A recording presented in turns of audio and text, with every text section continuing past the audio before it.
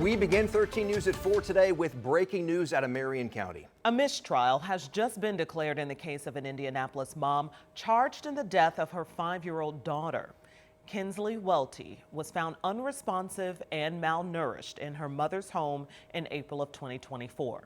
The 5-year-old was just 21 pounds when she died. Her mother is charged with murder. Rich Nye has been covering this case. He's live outside the courtroom for us today, where that Marion County judge just declared a mistrial late this afternoon. So, Rich, what happened?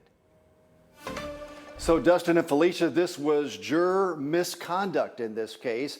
The defense ended up asking for a mistrial, and the judge granted that request less than an hour ago. This was a case where we came back from lunch at 1:15 today, and the judge was meeting with each of the jurors individually along with the attorneys. There was apparently some kind of issue about one or more juries not obeying the instructions about learning things about the case outside the courtroom and discussing that with other jurors. One juror was dismissed, and that left the jury with no alternates. But then the defense argued that other jurors had also failed to follow instructions. The state said they could not legally challenge that position, and so the judge granted a mistrial. Obvious frustration for many involved here, including the grandfather of Kinsley Welty. It's devastating, you know. Without talking to the prosecution, I don't really have all the details of what happened or anything. And as long as we can get back in court and do it again, and you know, that's what we have to deal with right now. It's just so frustrating. You know, it's a roller coaster every time something like this comes up, and especially for this trial here. Judge James Snyder rescheduled the trial for August 24th with jury selection on August 19th. Prosecutor Ryan Mears just issued a statement. It is profoundly disappointing that this trial has ended in a mistrial because of inappropriate communications between a juror and a witness. This outcome derails months of preparation by the parties and delays justice for Kinsley and her loved ones. We remain committed to presenting this case again and securing the justice she deserves. And the prosecutor is seeking a life sentence without parole in this case. This trial was scheduled to last about 7 days into next week, but again, on just the second day of evidence presented by the state, a mistrial is declared, and so Tony McClure will have to be tried again all over from the start. And remember, the prosecution has already secured plea agreements from the boyfriend of McClure and McClure's mother. They will plead guilty to neglect of a dependent resulting in death with 20-year prison sentences, and part of those plea agreements requires them to testify against McClure. In fact, the boyfriend was scheduled to testify this afternoon. I cannot imagine the frustration on the part of everybody, the defense, the prosecution, the judge, all of this work underway, and then on day 2 to get a mistrial. All right, we'll continue to follow it. Rich, thank you. Also in the courtroom today, the suspected driver in a deadly hit-and-run crash that killed a woman walking to work appeared before a judge for his initial hearing. 24-year-old Jalen Donahue is charged with leaving the scene of a crash resulting in death and reckless homicide. Police believe he crossed a double yellow line to pass another car on German Church Road just north of 42nd Street. The crash happened on May 10th about 2:15 in the morning. That's when he allegedly hit 58-year-old Annie Torres from behind. Her leg was amputated by the impact. Annie's sister found her body about 36 hours later in the tree line. Teresa Torres and her daughter attended today's hearing. There is a measure of relief in knowing that we can move forward with it, mainly so that we can ultimately find some closure. And I do mean for all of us, you know, not just my family, their family as well. The judge set bail at $20,000 cash for Donahue with home detention. His trial is scheduled for September. Now to another big story we're following today, a big conversation in homes across Indianapolis, rising electric bills and outrage from customers, lawmakers, even the governor. So as we first told you last week, state regulators approved a controversial rate hike for AES Indiana, and the backlash came quickly.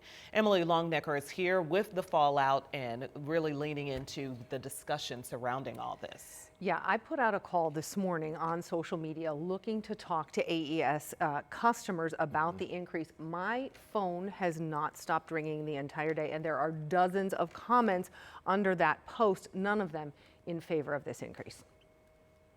This is the email that went out this week from AES with what they called, quote, an important update about your electric rates.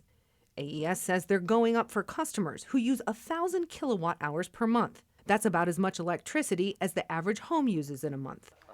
For customers who use that much, their bill will go up less than $1 per month starting in July. But starting in January next year, the increase for that same electric use will go up by an additional $8.50 a month. The email explains the Indiana Utility Regulatory Commission approved the rate increase. The IURC is the state agency that decides whether utilities can raise your rates. There are 5 members appointed by the governor who serve 4-year terms. This past December, Governor Braun appointed 3 new commissioners, including former Republican Senator Andy Zay, who until yesterday was serving as the chairman of the IURC. Braun announced yesterday he was replacing Zay with another commissioner, Anthony Swinger. When he made the new appointments last year, the governor said the focus would be utility affordability and protecting ratepayers. Braun called the rate increase that the IURC just approved unacceptable. The governor's calling for a new hearing to reconsider the increase. For consumers like Alonzo Wallace, what she understands when it's all said and done is that her bill is going up. She hopes that can change. Hopefully and prayerfully, they will think about the consumers, they will think about the residents in Indiana and give them more credence of what they're saying than a corporation. In its email to customers, AES said under the rate increase, they would not ask to raise the base rate again until 2030. But keep in mind, fuel costs could always go up and get passed on to customers.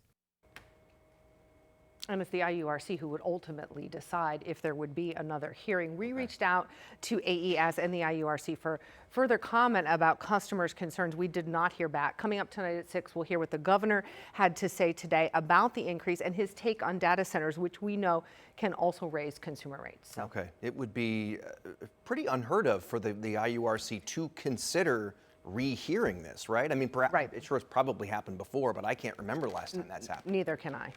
But it's in their hands. They're the ones that get to decide. So. All right, we'll see you again at 5 and 6. All right, take a look here at what appeared in the Chicago Tribune today. We're talking about an editorial. It was written by Indiana House Speaker Todd Houston. Of course, this has to do with the effort to bring the Chicago Bears across the state line and build a new stadium in Hammond. And in this column here, Speaker Houston is making the case that the team's interest is no coincidence. He said, quote, the Bears did not choose Indiana by accident. They chose Indiana because our state offers something increasingly rare: fiscal discipline, tax competitiveness, regulatory predictability, and a growing economy. Governor Braun was asked about that today as well. He echoed Speaker Houston's sentiments. Here's the governor. So when they made that announcement unanimously from their board that they were focusing on Indiana, that was after 6 years, 5.5 of which they had a deaf ear from their own state, governor, legislature, city of Chicago. That's what happens when you have a deaf ear to the customer. I come from the world of business. We moved at the speed of business, not government, and here we are. Speaker Houston also pointed out that Indiana's economic and population growth are outperforming all of our neighbors. Indiana's GDP growth rate outpaced that of not just Illinois, but also Kentucky, Ohio, and Michigan. So, Felicia, it seems like state leaders are also using this Bears proposal as kind of a public relations push to say, hey, come and do business here, even though the Bears Stadium is not a done deal yet. Yeah, here, obviously. I mean, I think that's what's kind of fascinating about this is because Illinois politicians are saying, hold on, we're still talking about it. We still believe that it's going to be here and it should be here.